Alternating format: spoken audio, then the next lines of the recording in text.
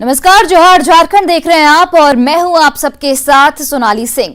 Tokyo Olympic में के तीरंदाजी के मिश्रित टीम इवेंट में भारतीय टीम ने शानदार प्रदर्शन किया है।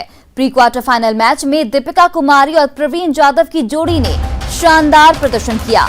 इस जोड़ी ने चाइनीज ताइपे की जोड़ी को 5-3 से मात दी। एक समय 3-1 से पिछड़ने के बाद भारतीय जोड़ी ने कमबैक करते हुए शानदार प्रदर्शन किया और मैच अपने नाम कर लिया। अब भारतीय जोड़ी का क्वार्टर फाइनल में दक्षिण कोरिया की जोड़ी से मुकाबला होगा। एक समय जीत के लिए भारतीय टीम को परफेक्ट 10 की जरूरत थी। ऐसे में दीपिका ने अपने नाम और क्षमता के अनुरूप प्रदर्शन किया और भारतीय टीम को सटीक निशाना लगाते हुए जीत दर्ज कराई। तीरंदाजी दीपिका कुमारी और प्रवीण जाधव की जोड़ी ने चीनी ताइपे के खिलाफ पहला सेट गंवाने के दूसरा सेट टाई खेला और फिर तीसरा और चौथा सेट अपने नाम करके क्वार्टर फाइनल में प्रवेश कर लिया।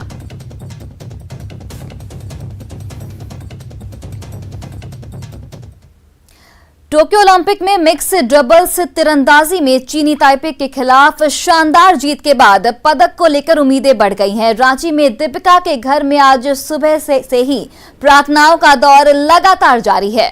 विश्व की नंबर 1 तीरंदाज दीपिका की मां सुबह से ही हाथ जोड़े भगवान के सामने खड़ी हैं। उन्होंने कहा कि जब तक पदक पर मोहर नहीं लग जाती तब तक वह ज्यादा कुछ नहीं बोलेंगी।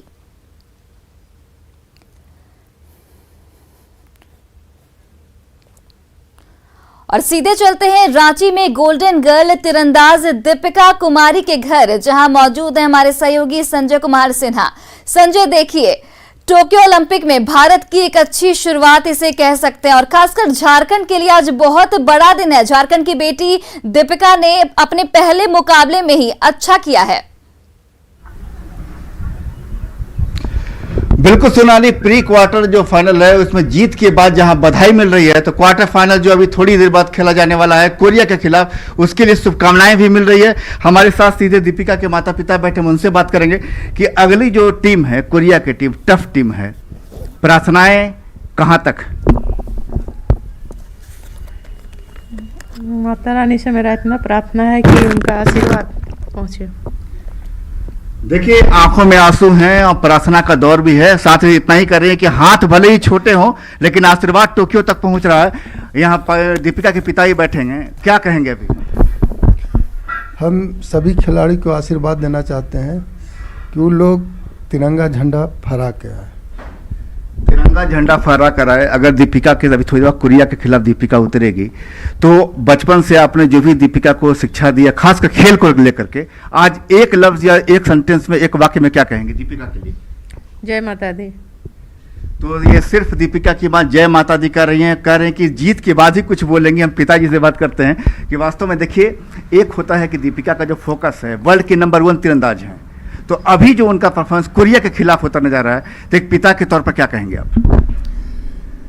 ये कोरिया के जो खिलाड़ी जो होते हैं वो बहुत टॉप है, लेकिन दीपिका भी टॉप खेलती है और भगवान से हम प्रार्थना करते हैं कि कुछ न कुछ जीत के आए। बिल्कुल, प्रार्थनाओं का दौर है यहाँ पर। एक अगर कहा जाए कि कोरिया की टीम मजबूत है तो एक, और दीपिका खुद भी वर्ल्ड के नंबर 1 तीरंदाज है, तो एक माँ भी मजबूत होती है। तो एक मजबूत माँ आज अपनी बेटी के लिए क्या संदेश भेज रही है? बस हम एक ही संदेश देंगे कि जय माता दी, बस उनका आशीर्वाद मिलते रहे।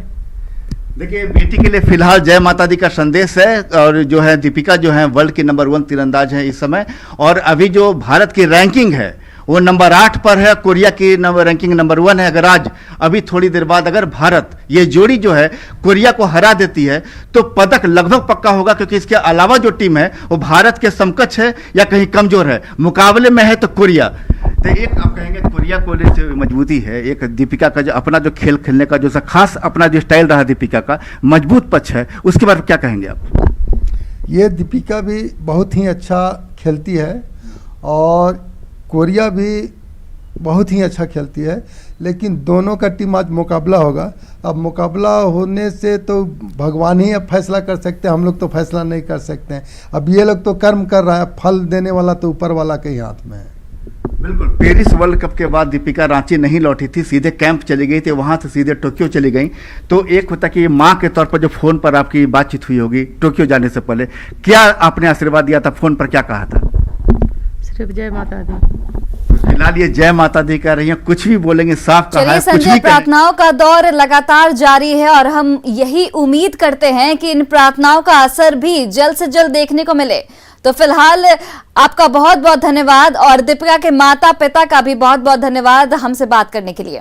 और चलिए अब बात करते हैं गढ़वा की। गढ़वा में चिनिया थाना क्षेत्र के डोल में रेप के बाद एक महिला की हत्या का मामला तूल पकड़ता जा रहा है। जिले के सभी प्रखंड के आदिम जनजाति के लोगों को इस मामले को लेकर शांतिपूर्ण तरीके से थाने का घेराव किया लोगों ने। साथ ही रेप के बाद महिला की हत्या के आरोपियों की अविलंब गिरफ्तारी कर फांसी की सजा देने की मांग की गई है। करीब 3 घंटे तक शांतिपूर्ण तरीके से थाने का घेराव करने के बाद प्रदर्शनकारियों ने अधिकारियों के सामने अपना पक्ष रखा। साथ ही लिखित आवेदन देकर आरोपी की गिरफ्तारी और फांसी की मांग की। इधर लोगों की मांग पर डीएसपी ने हत्यारे की जल्द से जल्द गिरफ्तारी और कड़ी सजा दिलाने का भरोसा दिया है लोगों को। आवाज हमारे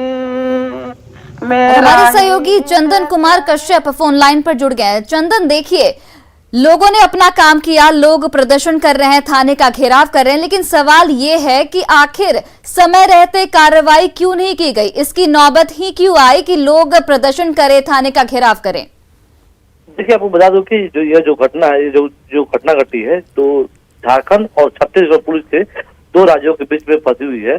मामला यह है कि जो सोनी देवी है, उसको उसी गांव के एक बबन यादव नाम का एक युवक है, उसे डोल कदवा ले जाता है इलाज के नाम पर, लेकिन वो वापस नहीं लौटती है। छत्तीसगढ़ पुलिस के सनावल में उक्त महिला की शव को सनावल थाना पुलिस बरामद करती है, जिसके बाद उसकी पहचान सोनी देवी के रूप में डोल के रूप में की जाती है।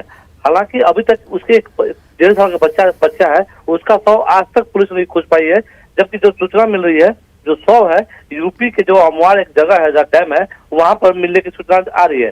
लेकिन पुलिस जो है, छत्तीसगढ़ थाना पुलिस जो है, इस मामले में प्राथमिकी दर्ज कर ली गई है। उसके पहले 16 तारीख को परिजन द्वारा अपहरण का मामला दर्ज करवाया गया था।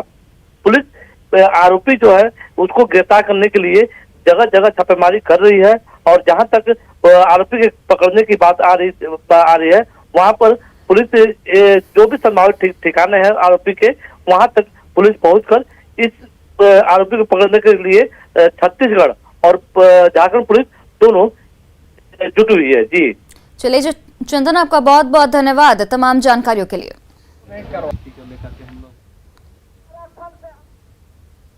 गोड्डा में मानव तस्करों के चंगुल से 50 नाबालिग बच्चों की जान बचाई गई। गोड्डा के बलबड्डा थाना क्षेत्र से 50 नाबालिगों को बस से नौकरी के लिए दिल्ली, राजस्थान और उत्तर प्रदेश ले जाया जा रहा था।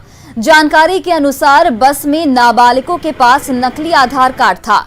बलबड्डा थाने को इसकी जानकारी दी गई तो थाने ने बच्चों को बस से बाहर उतार दिया। इस दौरान मानव तस्करी करने वाले गिरोह के सदस्यों और बच्चों के पास से मिले नकली आधार कार्ड के मास्टरमाइंड की तलाश की पुलिस ने कोई भी कोशिश नहीं की। वहीं बच्चों को उतारकर बस को आगे के लिए रवाना करने से भी पुलिस और मानव तस्करों में साठगांठ की आशंका जताई जा रही है।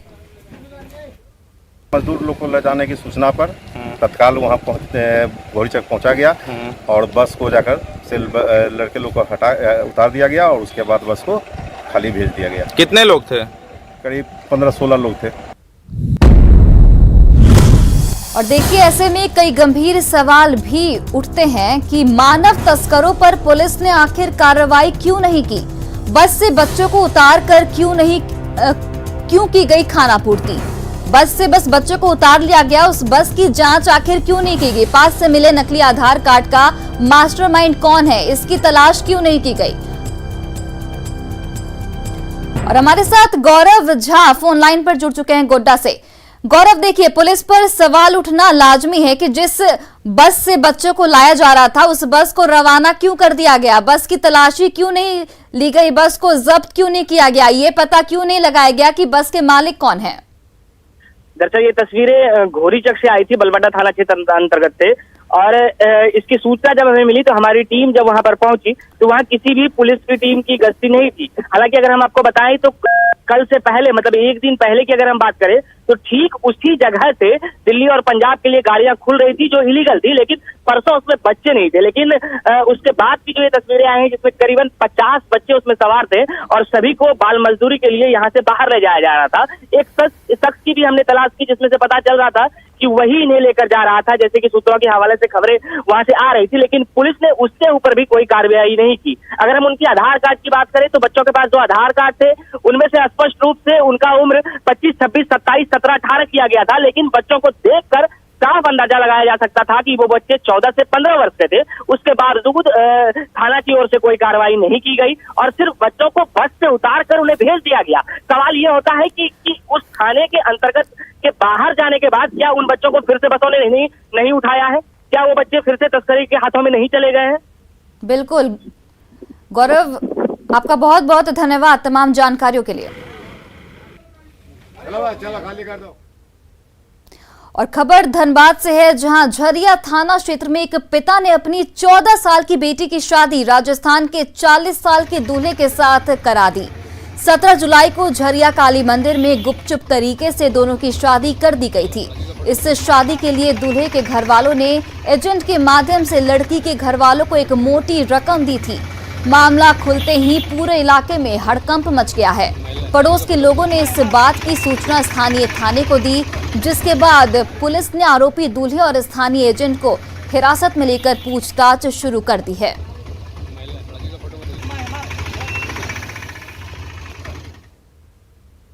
देवघर साइबर थाना की पुलिस ने 5 साइबर अपराधियों को गिरफ्तार किया है। कैरो, मार्गो मुंडा, मधुपुर और कुड़ा थाना क्षेत्र से इन्हें गिरफ्तार किया गया है। इन अपराधियों के पास से मोबाइल फोन, सिम कार्ड और एटीएम कार्ड बरामद किया गया है।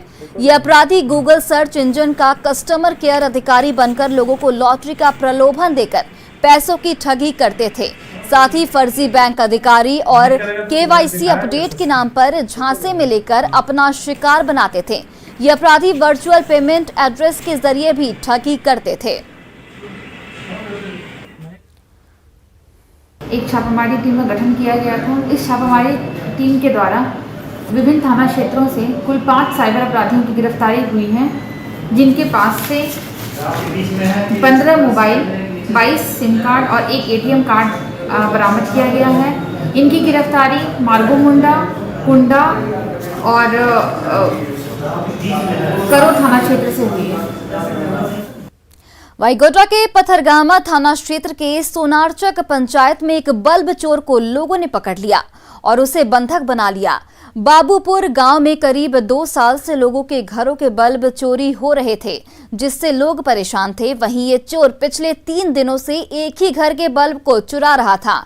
इससे परेशान घर वालों ने रथ जगा कर चोर को रंगे हाथ पकड़ लिया और घंटों बंधक बनाने के बाद पुलिस के हवाले कर दिया। पुलिस के मुताबिक ये चोर एलईडी बल्ब की चोरी करता था और उसे बेचकर शराब पी जाता था। धनबाद में कतरास थाना क्षेत्र के निचितपुर नर्सिंग होम में 21 जुलाई को जेएमएम नेता कारू यादव और डॉक्टरों के बीच बहसबाजी के बाद जमकर मारपीट की घटना घटी थी। इस घटना की एक वीडियो बड़ी तेजी के साथ सोशल मीडिया पर वायरल हो रहा है। जेएमएम नेता कारू यादव का आरोप है कि नर्सिंग होम के गुंडों की ओर से लाठियां बरसाई जा रही है। हालांकि न्यूज 18 इस वायरल वीडियो की पुष्टि नहीं करता है। इस वीडियो में अस्पताल के सामने जेएमएम नेता कारू यादव के परिजन और समर्थकों को लाठी डंडे से कुछ युवक पिटाई कर रहे हैं। क्षेत्र में यह वीडियो चर्चा का विषय बना हुआ है।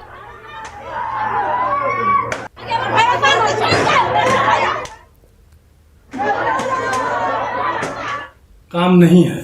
डॉक्टर एक भगवान का रूप होता है, न कि गुंडा इतना मैंने चरमपंथी पर वो गुंडाई किया है कि इसका एक वीडियो वायरल हुआ है। उसके माध्यम से आप देख सकते हैं कि किस तरह बर्बरता से इसको डॉक्टर नहीं कहेंगे, इसको एक हैवान कहेंगे। और जो भी डॉक्टर साहब के पक्ष में बोल रहे हैं, उमाशंकर सिंह के पक्ष में बोल रहे हैं, वो इस वीडियो को एक बार देख लें। उनकी चरित्र कितनी अच्छी है ये सामने आ जाएगी। बोकारो के भरमटांड गांव में बीती रात 15 से 20 की संख्या में जंगली हाथी गांव में घुस गए और जमकर उत्पात मचाया। कई गरीबों के घर को तोड़ दिया गया हाथियों के द्वारा। वहीं उसमें रखे बर्तन सामान तोड़ते हुए अनाज चावल और धान चट कर गए। साथ ही 4 एकड़ खेत में लगे मकई रहर और धान के फसलों को भी हाथियों ने रौंद डाला। सूचना देने के बावजूद एक भी वनकर्मी समय पर गांव नहीं पहुंचे, जिससे ग्रामीणों में आक्रोश है। मतलब पूरा खा के तो पूरा खत्म कर दिया, चावल महुआ और गेहूँ। कितना का संख्या में हाथी था? हाथी का संख्या 20 था। 12 बजे लगभग हाथियों का झुंड आया और पूरा गांव घेर लिया। इसमें 4 घर काफ़ी क्षति कर दिया है। घर का जो भी अनाज था सारा खा गया, जितना सामान था वो भी क्षति किया। और करीब लगभग 2 एकड़ के भूमि में मकई और लाहर केला ये सब इत्यादि जो लगा हुआ था सारा क्षति कर दिया। और इसी बीच रांची से एक बड़ी खबर। रांची में हवाला की बड़ी रकम पहुंचाने की सूचना पर छापेमारी की गई है। राजधानी के कई होटलों में छापेमारी की गई। 3 लोगों को छापेमारी में डिटेन भी किया गया है। हवाला से जुड़े पैसों के इस्तेमाल पर पूछताछ की जा रही है। फिलहाल रांची सहित कई शहरों में हवाला कारोबारी की सूचना पर ये छापेमारी की कार्रवाई की गई है। तो आपको रांची से एक बड़ी खबर बता रहे हैं। हवाला की रकम पहुंचाने की सूचना पर छापेमारी की कार्रवाई की गई। राजधानी के कई होटलों में छापेमारी की गई है और इसमें 3 लोगों को डिटेन भी किया गया है।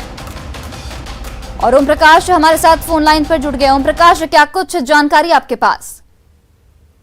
जी बता दें कि पुलिस को लगातार ऐसी सूचना मिल रही थी कि हवाले के जरिए जो है वो झारखंड में पैसा आ रहा है। रांची में भी इसे लेकर लगातार छापेमारी की जा रही थी, पूर्व में भी। हालांकि पूर्व में पुलिस को सफलता नहीं मिली थी। और जो जानकारी अब तक मिलकर सामने आई है उसमें जो कल रात में भी छापेमारी हुई उसमें पुलिस को कुछ कैश भी मिला है, भारी मात्रा में कैश मिले। वहीं 3 लोगों को भी डिटेन किया गया है जिनसे पूछताछ की जा रही है। और जो अब तक जो जानकारी है उसके अनुसार कहीं ना कहीं सरकार को लेकर भी ये षड्यंत्र या साजिश रचे जाने की सूचना है। हालांकि इसकी अभी फिलहाल पुष्टि नहीं की गई है, लेकिन जिस तरह से पूरा पुलिस की सरगर्मी और वरीय अधिकारी इस मामले को लेकर गंभीर दिखे, उससे साफ अंदाजा लगता है कि कोई बड़ी वजह है। हालांकि अधिकारी हो या फिर पुलिसकर्मी इस बात को लेकर कोई भी पुष्टि नहीं कर रहे हैं। अब देखना होगा कि इसको लेकर क्या कुछ आगे की कार्रवाई होती है और इस मामले का खुलासा पुलिस कब तक करती है। जी चलिए ओम प्रकाश, आपका बहुत बहुत धन्यवाद। और देखिए हमारे साथ न्यूज़ 18 झारखंड के संपादक संतोष कुमार भी फोन लाइन पर जुड़ चुके हैं। संतोष, देखिए ये एक बड़ी खबर आ रही है रांची से। राजधानी के कई होटलों में छापेमारी की गई और कितने लोगों को डिटेन किया जा सकता है इस वक्त? नहीं, देखिए ये घटना जरूर घटी है और पुलिस ने कुछ लोगों को जरूर डिटेन किया है। अब देखना होगा कि उनसे पूछताछ के दरमियान क्या कुछ निकल कर आता है। जो अभी जानकारी मिल रही है उसमें हवाला का कनेक्शन तो बिल्कुल साफ दिखाई पड़ रहा है, क्योंकि कैश आपके पास की बरामदगी की भी जानकारी आ रही है। अब सवाल ये भी उठता है कि इस पैसे का इस्तेमाल क्या हो रहा था, इस पैसे को क्यों लाया गया था, किसको डिलीवर करना था। लेकिन अगर आप आमतौर पर देखें, जो अंगेड़िया जो ये आप कहते हैं हवाला का की बात, तो उसमें पैसों का जो कैश का ट्रांजैक्शन होता है। अब किस वजह से हुआ है इसको पुलिस जानने में जुटी है। लेकिन जो जानकारी जो अभी हमारे ओम प्रकाश बता रहे थे, अगर ऐसी बात है तो फिर ये काफी गंभीर सवाल है कि सरकार के खिलाफ साजिश रचने की या फिर कुछ तोड़फोड़ करने की, इस तरीके की अगर बात आती है तो ये गंभीर है। लेकिन झारखंड पुलिस के ऊपर भी सवाल उठता है, क्योंकि क्या कहीं ऐसा तो नहीं कि झारखंड पुलिस ये खौफ पैदा करके सहानुभूति लेने की कोशिश कर रही है। क्योंकि खौफ इसलिए कह रहा हूं क्योंकि हर कोई यहाँ पर अभी यही सवाल उठा रहा है। हर हफ्ते को लगभग इस तरीके की जानकारी निकल कर आती है और आम शहरी को इसमें परेशानी का सामना करना पड़ता है। उनकी गाड़ियों की चेकिंग की जाती है, उनके ये बाकी सारे एकोमोडेशन से अगर कोई बाहर से आया उसकी चेकिंग की जाती है।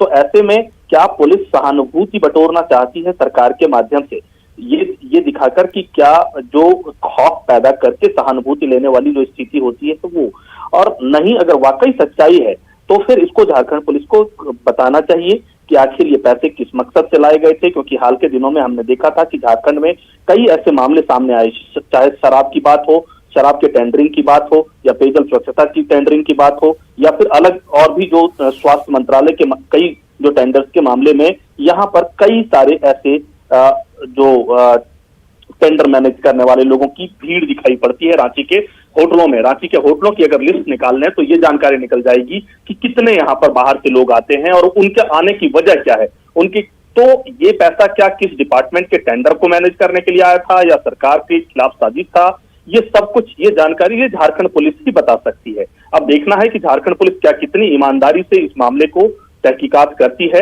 क्योंकि अगर तहकीकात सही तरीके से करती है तो फिर ये झारखंड के लिए एक अच्छा होगा। और ये या फिर क्या खौफ पैदा करके सहानुभूति बटोरने का जो एक तरीका होता है, कहने एक कहावत है ना कि गंजे को कंघी बेचने की बात जो आती है, क्या ऐसी स्थिति तो नहीं है। तो अब देखना होगा कि दिन में जब झारखंड पुलिस प्रेस कॉन्फ्रेंस करके या जिस तरीके से भी जानकारी प्रेस रिलीज के माध्यम से देती है तो क्या देती है। सर संतोष, क्या ऐसा भी देखने को मिल सकता है कि रांची के अलावा और दूसरे जिलों में भी छापेमारी की कार्रवाई की जाए, इसे लेकर इनके नेक्सस को और खंगाला जाए? देखिए, ये पैरेलल इकोनॉमी की तरीके से चलता है। ये जो अंगेड़िया की बात हम करते हैं, हवाला की बात करते हैं, ये बिल्कुल साइमल्टेनियस चलता है और व्यापारियों के बीच में ये एक माध्यम जरूर है, क्योंकि जो लोग इसको कैश में ट्रांजैक्शन करना चाहते हैं, मान लीजिए आप फर्ज करिए आपको दिल्ली में पैसे चाहिए, आपको 2 करोड़ रुपए दिल्ली में चाहिए, तो रांची में अगर आपने पैसे को दे दिया है तो आपको एक नोट जो आपके पास 10 रुपए का, 100 रुपए का, 50 रुपए का नोट है, उस नोट में लिखे नंबर को आपको रखना पड़ेगा और वही नंबर आपको दिल्ली में दिखाना पड़ेगा या बताना पड़ेगा, आपको कैश मिल जाएगा। इस तरीके से हवाला का ऑपरेशन होता है। इस तरीके का हवाला का कामधाम होता है और व्यापारियों के बीच ये बड़ा पॉपुलर माध्यम है। अब देखना होगा कि ये किस वजह से कैश आया है। सबसे ज्यादा जानकारी ये जुटानी जरूरी है कि इसकी वजह क्या थी। क्या वाकई सरकार को डिस्टेबलाइज करने की कोशिश थी, या फिर ये टेंडर को मैनेज करने की कोशिश थी, या फिर सरकार के अंदर ही कुछ ऐसे जो गुटबाजी होती है उसमें एक गुट दूसरे गुट के लिए ये पैसे पकड़वाने का काम किया है। ये सारी चीजें जानकारी झारखंड पुलिस के ऊपर है कि झारखंड पुलिस इसको कितनी ईमानदारी से जांच करती है। बिल्कुल संतोष जी, आपका बहुत बहुत धन्यवाद तमाम जानकारियों के लिए। देखिए, रांची से एक बड़ी खबर आपको बता रहे हैं कि 3 लोगों को फिलहाल डिटेन किया गया है। हवाला से जुड़े पैसों के इस्तेमाल पर ये पूरी कार्रवाई की गई। रांची के कई होटलों में छापेमारी भी की गई। रांची सहित कई शहरों में हवाला कारोबार की सूचना पुलिस को मिली है और अब देखने वाली बात होगी कि पुलिस इस मामले को कितनी गंभीरता से लेती है।